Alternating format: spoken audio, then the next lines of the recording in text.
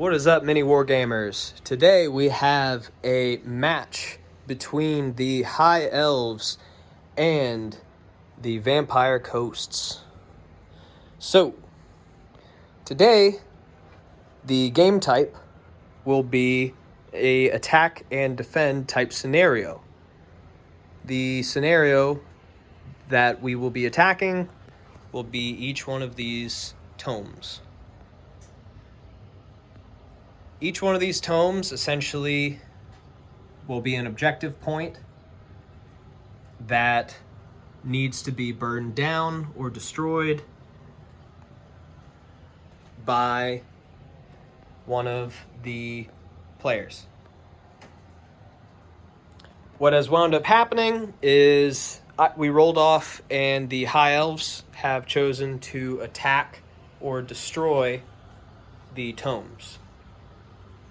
In order to do so, you need to pass a leadership test when you have moved within 3 inches of it. And then if the enemy or the defender has not come into contact within 3 inches of the objective point and also passed their leadership test, then the second round that it has been activated by the attacker, it is then destroyed. The way to win the game would be to, essentially just destroy 3 of the objective points. Or if we tie, then it would presumably, just come down to how many points we have left on the battlefield. Or we could just call it a tie, who knows. But essentially that's how the board has been set up. The dice is the very, very center. Nice little diagonal objective. And we will be moving on to a description of the forces here in a second. Alright, so for the Vampire Coast, we have our general, Vampire Captain. We have Cloistra Direfin and Harlava Vangeist, the Vampire Ghost, and their crew of undead, the Damned Crew. We got a unit of 10 dogs, bad dogs. We got our deckhands with pole arms. We got our Vampire Depth Guard, which are the captain's personal unit. And then we have 2 units of 20 zombie crewmen with grenades and dual pistols. And that makes up the list of 1,500 points. Okay, here is 1,500 points for the Chittering Host. High Elves, we have 2 bolt throwers. The cannons are bolt throwers. This is a unit of what would be Doom Flayers, but they are essentially Dragon Princes. Over here, my Storm Vermin, that will be counting as Phoenix Guard with my General, a level 4 Archmage, that is represented by a Grey Seer.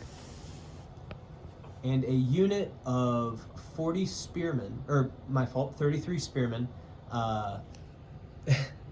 33 Spearmen, and a Mistweaver as that Globadier on the left, and also a Noble BSB that is being represented by the Assassin, for a total of 1,500 points of High Elves. Alright, so in our first movement phase, we just had a base movement with our underlings here, our zombies. Our dogs here got quite an advancement with our Vanguard movement first, and then movements. Ghosts not too far behind, as well as Vanguard movements. We had our Depth Guard because of their banner.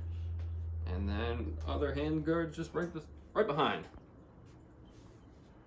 Boom! We went to our magic phase. We only got 4 dice for the magic. We threw all 4 at one spell, but got dispelled. Went over to shooting, nothing to shoot for. Went over to combat, we got nothing to combat for. So it's over into opponent's turn. So High Elves turn 1. Okay, movement for the High Elves. The Dragon Princes came up here to try and take the objective. The Phoenix Guard and Spearmen block went up to try to just shimmy forward. So if we're going to do the leadership test to see if it burns, they have a leadership of 9. So the leadership test, they pass with a 9. Okay, good. So this now has been marked as, I guess, active. So if he is not able to, I guess, pass a leadership test within the 3 inches, then it will be destroyed, not this following turn, but the turn after that. So 2 turns of this being activated, it will be destroyed to give him a chance to come in and pass a leadership test to neutralize it. Moving on to the magic phase. At the end of High Elves' magic phase, they wound up getting off, I guess, 26 for the Pit of Shades, which the Pit of Shades wound up going off in the center of those dogs. We rolled scatter, and it was a direct hit, resulting in 2 dog deaths. It is an initiative test, so if you're wondering why more didn't pass, he wound up using a 1-use item that allowed for him to buff them with magic resistance. So they essentially had a 2-up ward save against the Pit of Shades, which, if you can imagine, it was the entire unit. But ultimately, trade-off, I would say that went in his favor, because it could have been a hell of a lot worse. No more item, though. No more item. Off to shooting for High Elves. High Elves shooting phase. Both bolt throwers shot at the dogs. Both wound up wounding with 4 wounds, causing the dogs to be wiped out. No close combat. Moving on to the Vampire Coast, turn 2. All right, so turn 2 movement. We got our zombies moving up slow. Same thing with our zombie deck guard. We still moving up the main rank. We tried to charge here with our swift stride, but failed, so only ended up moving 5. We'll try again next turn. Going on to magic phase. So magic phase was very interesting. We miscasted 3 times. First miscasted over here, which he amnesia'd and forgot his spell of Watery Grave, which we did get off. So now this unit is always in dangerous terrain when it moves. And then our general miscasted twice, forgetting a spell as well. And then next, conking him and everyone around him for a straight 10 hit. But also got the spell off and took out 3 men, which did fairly well. It's about 70 points right there. Moving on to shooting. Forgot to do the actual last spell that I blew up on, which was Van Heel's Dance Macabre, and moved up the base movement of 6 inches. Let this be a lesson, kids. Always do your spell resolution first, then do the miscast table. No matter how interesting it is. All right, so for High Elves movement phase, the Dragon Princes ran up here to activate the objective. The Phoenix Guard wound up running up because they have that spell on them. They wound up taking a dangerous terrain test, and one of the Phoenix Guard actually wound up passing away despite the 4 board save.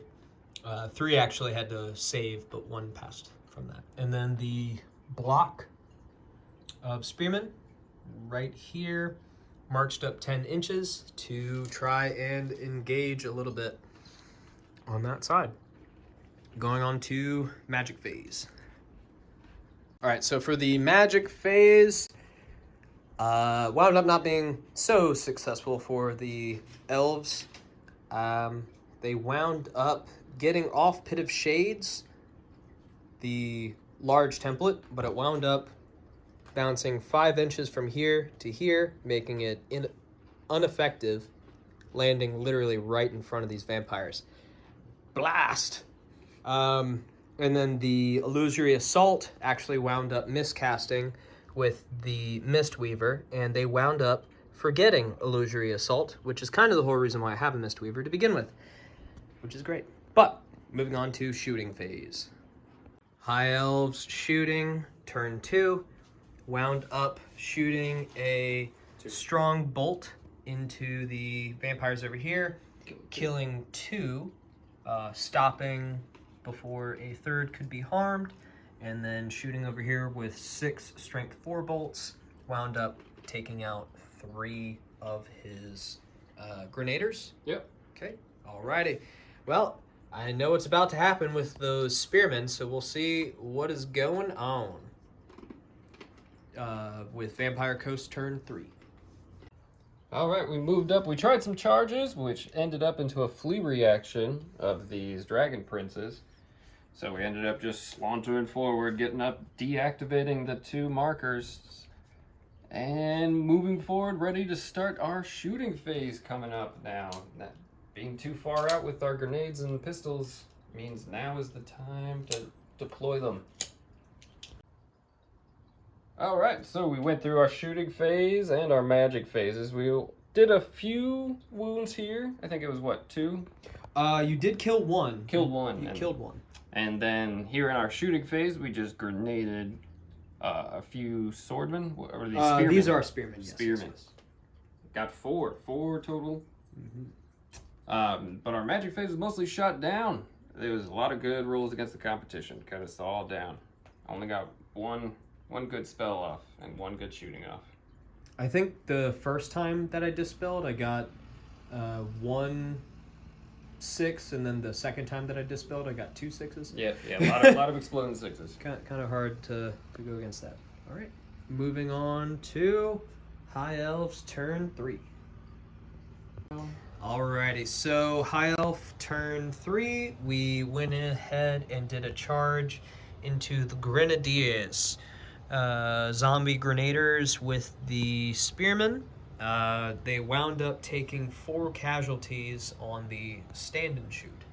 The Dragon Princes wound up rallying and turning around. Then the Phoenix Guard wound up running up here, trying to get out of the arc of both of these guys, or I guess all 3 of them, potentially.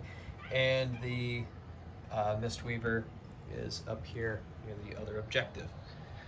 Going on to High Elf Magic Phase, turn 3. Magic Phase wound up being unsuccessful, only rolling 3 power dice and no channels. Wound up getting stuffed, trying to use the Writhing Mists with the Mistweaver. Now going on to shooting. The Bolt Throwers shot 2 heavy bolts into the vampires. They wound up killing 4 vampires total, piercing through 2 ranks with each big bolt. Moving on to combat over here. At the end of close combat, the Spearmen wound up wiping out the unit of Grenadiers, and making a swift reform to face that way, just in case there is some nasty stuff coming towards the Phoenix Guard. And this is the end of turn 3, going on to the Vampire Coast, turn 4. So at the top of the undead turn, we did some reforming, got ready for some movements. Moved on up to the fleeing unit that reformed as well. We did some shooting on the Mistweaver, a little bit of overkill with dual pistols, but it got the job done. And moving on with no close combats, we're moving on to the next. Probably what, like 10 wounds? 10 wounds. Excess? 10 wounds. High Elves turn 4. The movement brought them over here. They wound up doing a reform to face over here. These guys wound up marching. they wound up marching up here, trying to consolidate and take out these 2 points. It is still turn 4, so hopefully turn 5 will, you know, be the decider. Because over there, I'm probably not gonna do that over there. But over here, and going off onto magic, turn 4. So we moved up in our movement phase to catch up to our people fleeing for the south. We did some heavy magic. We regen some wounds here. We essentially got everyone in place, but most of our other magic got shut down. Going on to our shooting phase, small shooting phase, and then on to the next turn. Hey, at the bottom of, or top of turn 5, we got 5 more wounds with our pistoliers here, shooting into the spearmen. And moving over now into the bottom of turn 5. Boom, boom, boom. So with the movements and charges, the Dragon Princes wound up coming here and activating this for the 2 turns. Hopefully, this will be what winds up winning the game. If not, then, you know, I won't win the game. But also in the charge over here, they did a stand and shoot, the zombie handgunners, and they wound up doing a volley fire, or a multi-shot quick fire, sorry, and killing 2 Phoenix Guard, despite their heavy armor and 4-up armor save. But we are going on to the magic phase, so he broke off, and he is hoping to do a little bit of hurt, hopefully, to everybody else. All right. Magic phase, the mage got off Mystifying Miasma onto this unit of vampires, and then subsequently got off Pit of Shades to kill off 2 vampires. Now we're going on to close combat over here. End of High Elves, turn 5. They did activate that at the beginning of the turn. This wound up going uncontested and tipped over. So it is on for the very last turn. We will see what happens here. This will determine who actually wins the game. The 2 units wound up overrunning the unit of handgunners, but we will see if they are able to make it into base contact and wipe out my elves from behind. Vampire Coast, turn 6. So, with the last, with one of the last pushes, he needed 1 less than that to get in. So all he needed was an 11, but he got a 12 From here. Just thought I'd point that out. So we had our charge reaction come in and take out a few of theirs, as well as a few of mine. They ended up rallying, turning on around. Shooting phase didn't turn out too well, but it's all in a good nonetheless. Now we got a little bit regen, not too many. I think it was 2 lives back. And we'll be moving into the bottom of turn 5? 6. Bottom of turn 6? Yep.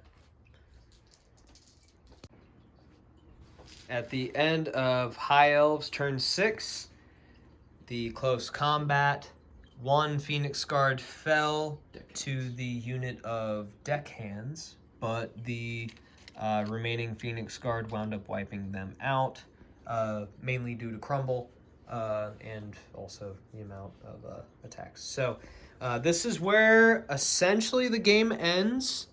If we choose to go on to turn 7, then it would change. But as far as the actual game goes, upon agreed, this is the way that the game ends, right here. So recap in a sec. So, at the end of the battle, we'll call it a Pyrrhic victory for the High Elves, because they definitely would have held this strong point and finished this on a turn 7 if there were one. But with these ethereal units moving in and them having no magical attacks to defend, they would have 0 answer to it. No answer. My captain here would have just kept moving forward, regen men back, and plowed through these lowly little men. And I feel like it would have been a hard answer having still my 2 magic users against his 1, which is now not a part of the battle. But, you know, he still could do stuff, and then, you know, there's stuff over here. But, you know, you're definitely not wrong. But the beginning of turn 7 would have been a charge from both sides, coming into these things, kind of leading into an all-out war here. But definitely probably would have secured the victory, just would have been Pyrrhic by losing all of his men. All right.